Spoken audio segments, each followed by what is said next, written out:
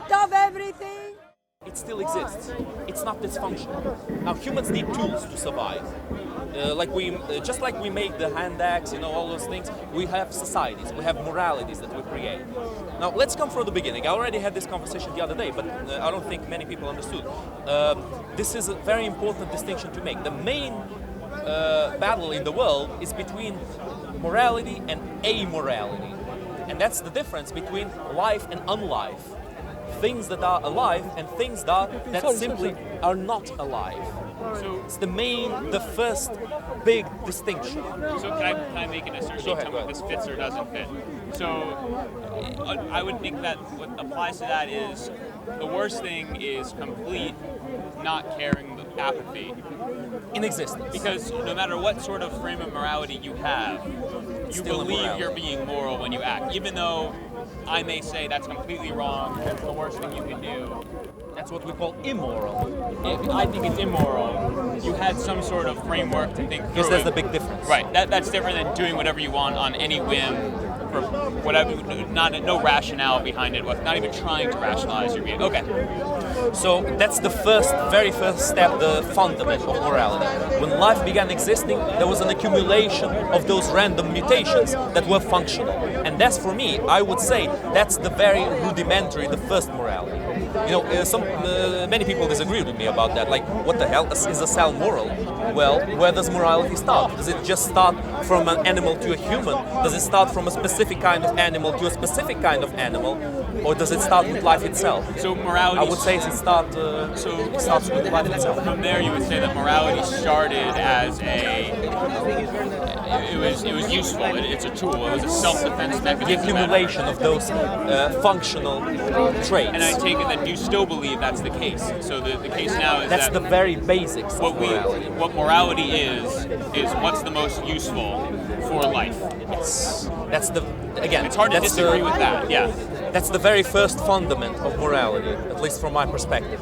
Now, let's come to the matter at hand, which is the human morality. As I said, it's a branch of the main morality, but it still is linked to the main morality. It still comes from the main morality, from the genetic morality. Now, that branch comes from the needs, the intellectual needs of humans that live in a specific place in the world. For example, people who live in the desert will have a different moral code than people who live in the mountains.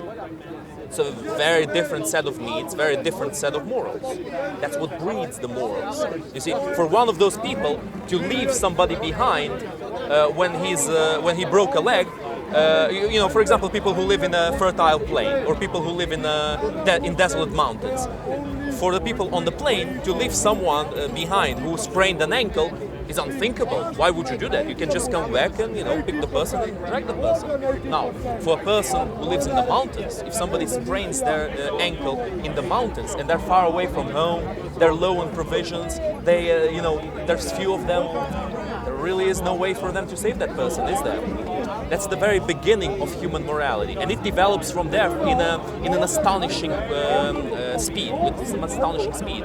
Nowadays we have many different moralities created by humans, and they all still come from the genetic morality, which is don't harm or kill unnecessarily. That's the very first rule.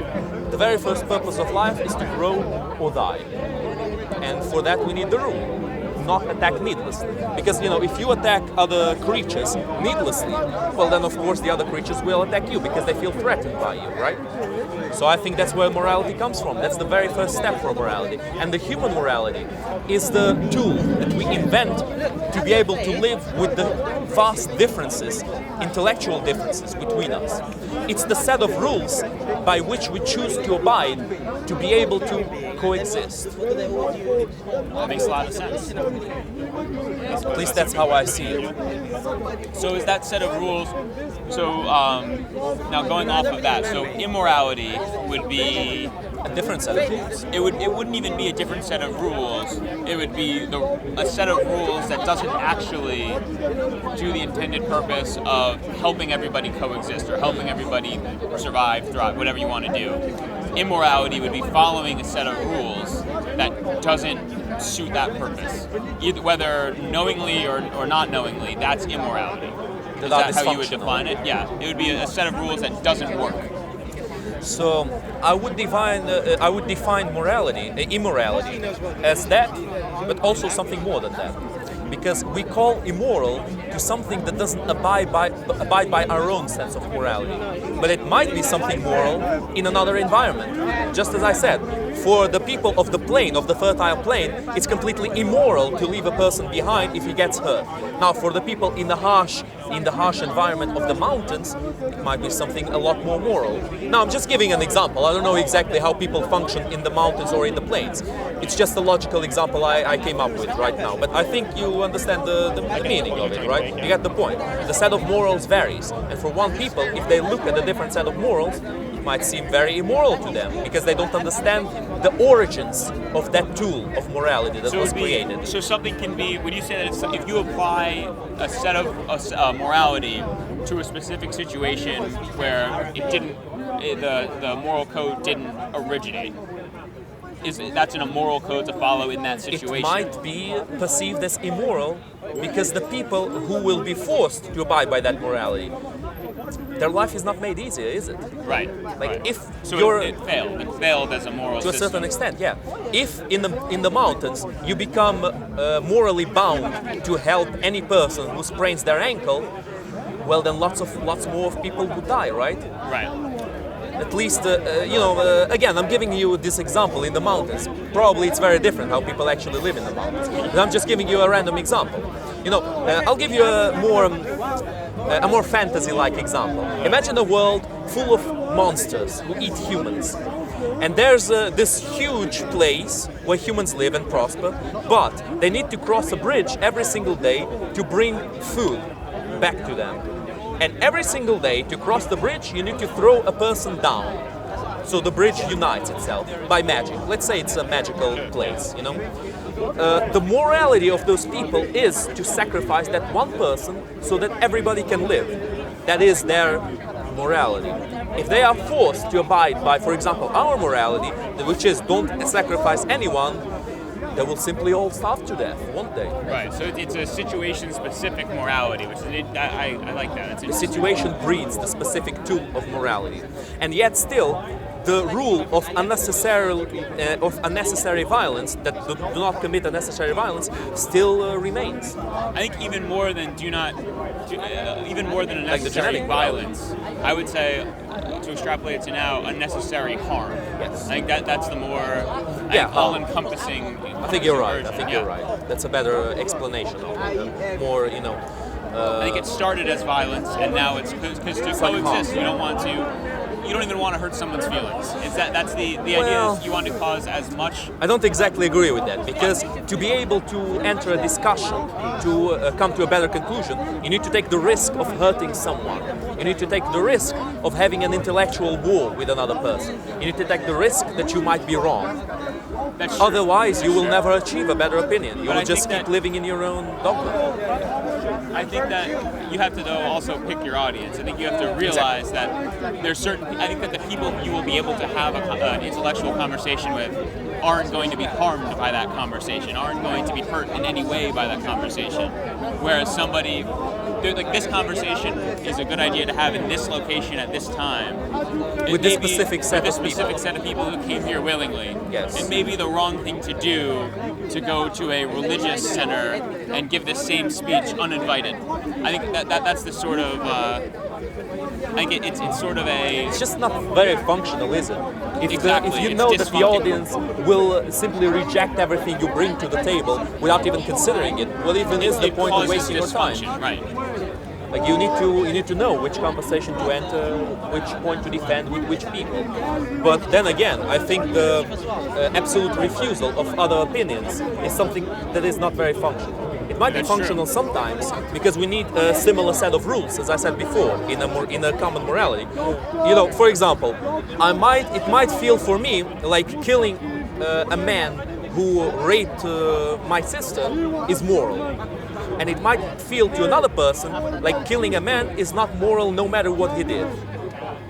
seems like we're at quite a disagreement there, doesn't it? Yeah. Now, how do we solve that disagreement? Well, if I the problem is that my idea of killing a man because he raped my sister is a little bit less functional in a society, because I might just, for example, think that he raped my sister, and he didn't. My sister might lie to me, so I kill him because he didn't want to be her boyfriend. There's lots of different things that might have happened. The flip side to that could be, though, by killing rapists, you may deter it. There may be a overall benefit. So I think and it depends on which society you're living in. What are the expected rules? I think that is another example where it's just a very the right thing to do is whatever. I know it's kind of redundant and circular, but the best thing to do is whatever is going to benefit society the most. And it's very federalist, very independent to each issue, each area, each group of people. What the moral thing to do is what's going to lead to the greatest survival, but also the greatest thriving and disrupt the system. The common good. You know, now that I mentioned it, I'm not sure what I would do if somebody would rape my sister, for example. I don't think anybody knows for sure what they would do in such a stressful situation. Maybe I would kill the person, but at the same time, I would understand the reason why I would be prosecuted for it. I would probably still run away from Right. justice in that, but I would understand the reason. It's the same reason why although it's the same reason why driving in a car 70 miles per hour, there's nothing immoral about that. But if you do it on a city street, even if it was not against the law, you're causing a disruption, therefore it's illegal. It's a very situation-specific actions are what makes them moral or immoral, whereas the action itself has to be judged within those parameters to be considered moral or immoral overall. Yeah, I know what you mean. But yeah, that's basically the main point I made the other day, and people seem to disagree about it because I don't know, maybe because it sounds like a very cold reality, that morality gets shaped with just evolutionary trial and error, and from that morality eventually we create a basic lie, which is our human morality. I mean, it is a lie. It's not an absolute God-given morality. It doesn't function in the rest of the world. It just depends on the situation we're living in. However, It's not absolute. there are certain situations where, even though you might not believe it exists, following a given morality, abiding by it, whether it's from a religious text or whether it's from the law, or whether Might it's be from more a ruler, functional than not might be doing more it. right. That might be the moral code to follow, even though Because it's functional. there might not be a reason for it. Because it's functional, yeah. So it is a functional lie. And that's why I usually say that to rule necessarily means to lie. You know, I know... That's what Plato thought also. Yeah, that's what many people thought. You know, Louis VI, King of France, he had a very good quote. I'm sad that people don't know more about the guy because he was a very interesting character. He basically reversed most of the English gains in France before the 100 Years' War with simple diplomacy and deception. He waged almost no wars, almost no battles, but with marrying his siblings and with, managing in a very cunning way the situation, he basically took over almost of France. So he had a very good quote, which was, "If you cannot dissimulate, you cannot reign," which I agree with a lot. You see, it might sound very scummy, like a very scummy thing to say, but you know, Machiavelli also shares his ideals that rulers need to lie, because not everybody will be able to go with the truth, even if they understand that it was necessary to commit a small evil to prevent a greater evil from So I happening. guess in the long run, an ideal way to come about immorality probably is a combination of something from the top down and the bottom up. Yes. Having a mass morality is difficult. One, it's hard to get consensus, and two, it's going to be a much less sophisticated morality if it's just everybody decides together and we develop it organically like that. If you have an imposed morality from the top, it's going to be very structured and rigid, but it also might not conform to how people want to act. It might be very aloof and not very Sometimes good in that it might way. be. So I mean, that kind of arrives at the type of government that we've seen in the world kind of works best and is the most stable, which is some sort of representative democracy, where you have A balance. You have a balance of the two, where you have leaders who are in a position to lead. They're not completely tied to the whims of masses. Exactly. But they're also not sitting in a castle alone. where they're completely independent from the man in the high popular will. castle. Right. You want something in the middle. You want something where there's a balance. And that kind of leads you to representative democracy as being an ideal form of a way to generate a legal code, which in many ways influences and is influenced by a moral code. The thing about that, the flaw in democracy is, as Socrates said, it's demagogues. That's the main flaw. It's why Socrates died. It's why he was poisoned. In a democratic vote, which was one of the, at least I think, one of the greatest disaster to human philosophy in the world, that he was killed. Because the people who were against him, who had different interests, just manipulated the stupid masses into killing off Socrates. That's true, yeah. And it wasn't even very stupid masses. It was, the most intelligent, the cream of the crop in Athens that voted him to die. Why? True. Because of their interests and because of the manipulation, like demagogues. It's true. Now that's the problem with democracy. But then again, there is no perfect system. I think the way to try to fix democracy a little bit, because you can't fix it perfectly, is to add kind of shapers to the society. People who would shape the citizens, the common folk, to understand, to a greater understanding of the situation. That's what I think. But at the same time, I'm not necessarily sure if it will actually help, because not all people will truly understand the truth, even if the truth is revealed to them. Different people see different viewpoints no matter how you talk. Perhaps sometimes it's just better to lie to people. I'm from the United States. It's a difficult situation. I'm from the United States and I study politics in the U.S. Now I'm studying politics here. But one of the most overlooked features of American democracy is the gatekeeping function of political parties and the bureaucracy, where when you have political parties, the idea and the reason why people think that democracy in the United States as a presidential system worked well and continues to function in whatever way it's functioning right now is that political parties generally serve as a gatekeeper. There's exactly. Not oligarchic, but a definitely in some ways an oligarchic function that parties serve, where they're the ones who weed out certain ideas and weed out what's good, what's bad, and put whichever candidates they propose up to a vote in the general population. And that way, you get both a aristocratic, non-democratic way of limiting demagogues. If you're in that small group, you don't want a demagogue, and then you have the people who get to choose based on their interests which person they want to follow or which groups of people they want to follow, and that leads to a system that tries to both weed out demagogues and then also weed out absolutist rulers. But it didn't work this time. Yes, it did not What do you work mean this with Trump? time. I would say What do you think about Trump? I'm not a fan for the reason that it seemed like that function broke down at that point, where the parties did not like Trump.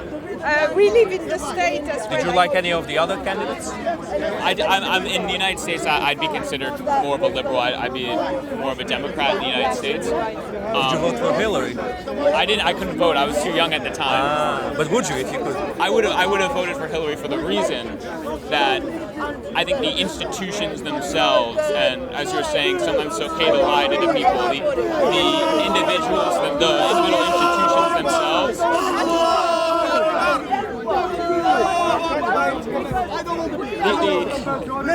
Allahu Akbar. Anyway, sorry bro, I didn't hear anything good you I was said. going to say, the institutions themselves, even if Hillary was not a good president, would allow for leaders in the future to follow the same paths and go through the same system where you have a reasonable candidate and then an electorate that can choose that candidate, whereas Trump kind of broke the system a little bit, and politics is going to be different in the U.S. for it. When it's going to be, he led the way for there to be more demagogues, is what I think. Look, I understand very well your point of view. You might disagree with me in this, but I think you really had very shitty choices in Yes, the election. I concur. Very, very bad choices. I mean, Hillary is also known as Killary. because she kills all the people who disagree with her with accidental deaths. And I know about that I know exactly how that functions. Yeah, I know, I'm from Ukraine. I know exactly how in the Soviet Union and nowadays in Russia and also in Ukraine, because Ukraine is still victim of some influence from Russia, even though we're at war with them at this point. Putin I'm does unaware exactly of that. the same thing. I'm unaware of actual violence. Unaware? What do you mean? Of actual violence? Actual violence. That Hillary commits? Yes, I'm unaware of that. At least it's not. There is some proof of it, like in the WikiLeaks, for example. I read about it, about some, let's just say, dodgy emails she said about the silencing of certain people who happened been to able have to- an accidental death. I haven't had the opportunity to examine this. I'm not going to take a stance on that because I haven't been able to examine. If I had to rank, again, I didn't really like any of the candidates in the election, but if I had to rank them, I would honestly praise definitely Bernie in the bottom because he's a communist. Okay, fine, he's a socialist. Yeah, because look, why is he not a communist? Because communism never actually was put in practice. I actually agree on that with socialists because it failed every single time before it could be put in practice. Like socialism failed in such a spectacular way that they couldn't even try the communism because it's just so dysfunctional they couldn't even come to that. The only difference is that socialism in the U.S., when Americans talk about socialism, for Americans having nationalized health care is socialist. It's much different than what Europeans would call socialist it's a much Yeah, socialism is very diluted nowadays. The term of socialism, especially Sanders wouldn't be in favor of severe wealth distribution. Exactly. That's the main problem. Right. It's the main problem. But It's to remove. They like to label it socialism to scare people. Yeah, it's not socialism in the U.S. isn't even the socialists are not. They're much more conservative than. Look, I agree with lowering the price of healthcare. I agree with lowering the price of education. I agree with that, but I don't agree with giving it for free. There was a man who I spoke to a while ago in one of the circles we had here. We would have a circle with chairs and we would discuss. And he said a very intelligent quote, which was, "When you pay attention." A very, very good quote. When you don't pay, you don't give a shit. Plus, if the state wants to indoctrinate you, the easiest way to come to that is for the state to give things for free. Because obviously people will be encouraged to take things for free. And now the state can implement whatever education they want, which means you won't be able to think for yourself. Now, when there is payment, when there is a certain amount of value you place into it, there is in your best interest to actually know what you're being taught, actually know what's being done. It doesn't have to be a lot, just enough. I think it's overpriced. The education is overpriced here in the US. I think it's way overpriced. I lived in Portugal most of my life. There, if you have a scholarship, you can potentially even get education for free, but only if you get decent grades and if you're not very rich. You need to unite a certain amount of qualities to achieve that. And I think that's good because it encourages people to study better. That's my opinion about it. Now Hillary on second place because again I'm really against whenever I hear about this kind of corruption of eliminating any kind of opposition with violent means, I'm not aware very absolutely against it. Yes, I'm very against that also. Definitely I'm just look not it up. aware of it in this situation. Yeah. Now Trump, I really don't trust Trump because Trump has a very big history of money laundering and of manipulation and of deceit in the world of finances. Then again, the world of finances is a world of deceit. So I can't really blame him a lot for that. It is a world of lies, even more so than the world of politics. The problem with Trump is, I'm not sure if he will lie necessarily to help the people than to help himself. He's very interested in his own interest. He will say whatever's going to get him elected. That's the problem. You see, as long, with Putin, for example, as long as his interest is the same as the interest of Russia, he will be beneficial for Russia. But when that interest starts deviating, that's it. And I think that Putin is Russia now. When Putin dies or leaves power, Russia ceases to exist as it exists now. Because Russia exists with three main principles: oil, nukes, and the iron fist of the ruler. The most important part is, of course, the iron fist. As long as it exists, Putin can put the resources he still has to good use and to keep Russia together. Now, if any of them stops existing, Russia collapses. But the iron fist is always the most important. You know, if the oil stops existing, then the Russian economy collapses. Then it's only a matter of time before Russia collapses as a country because they won't be able to sustain themselves. Nukes. If the nukes cease to exist, Russia collapses because they are maintaining the rule of the iron fist with the fear of the nukes and the fear of their military might. You know, if they don't have the nukes, the US can body Russia completely. Russia has no chance against the US or against NATO or against many other countries in the world.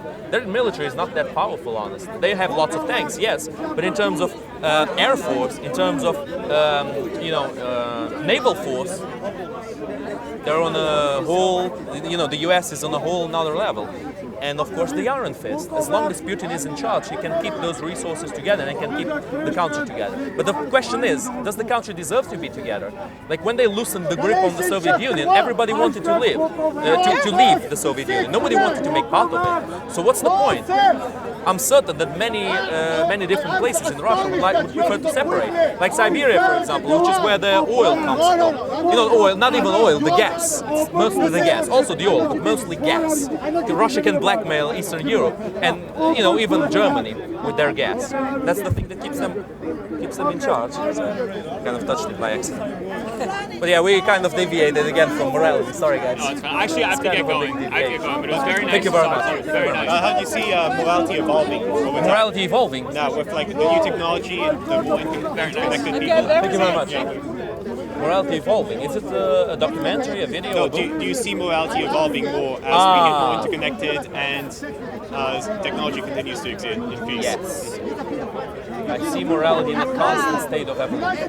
Yeah. And now it's faster than ever, especially because of the media and the sheer ability of the people in charge to shift the worldview of the ruled ones. That ability has been honed to perfection nowadays. Because nowadays people can be brought to a certain ideology without even realizing that they've been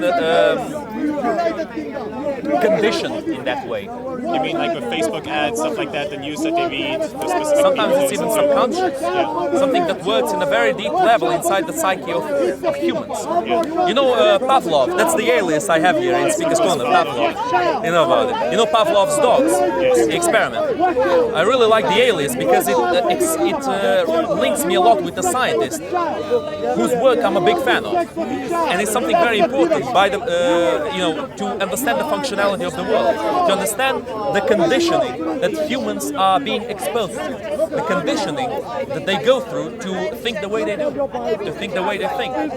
You see, if you link a certain aspect to another aspect, even if they have nothing to do with each other, if you keep putting them together for long enough, people will start linking them in their heads. Just like his dogs. You know, the bell has nothing to do with the food. But they hear the sound and they're associated. But the sound of the bell would make them secrete saliva. You know, we have a saying in Ukraine, if you tell a man 9 times that he's a pig, on the 10th time he will squeal. If you tell a person long enough that he is something, that he needs to believe in something, that he needs to follow something, people will give in, almost always.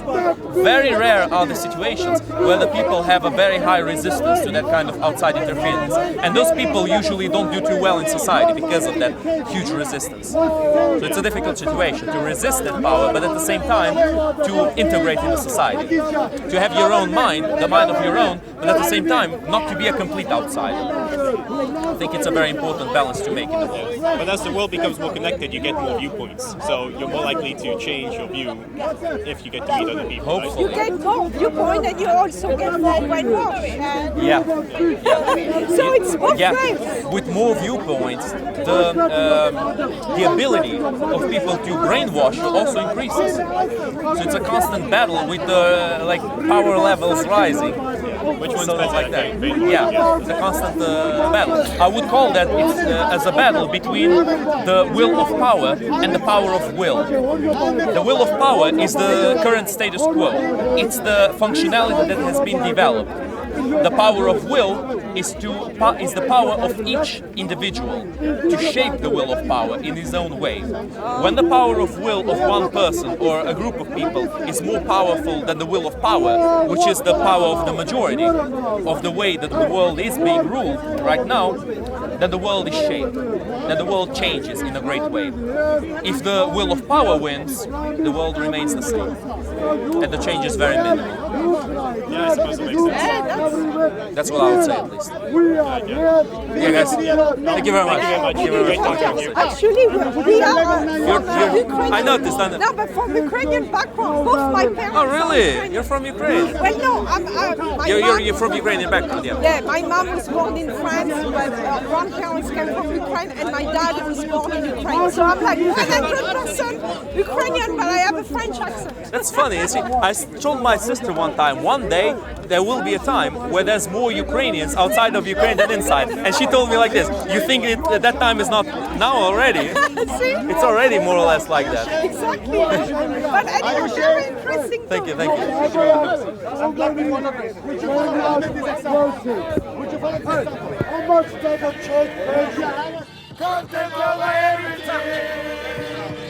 From your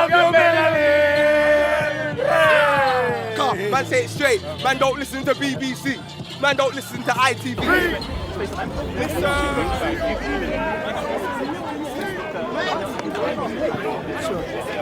Have any English sort of you personally, like first you need subjective morality, you have in good So for example, let me give you a simple question. Do you cheer for the English football team?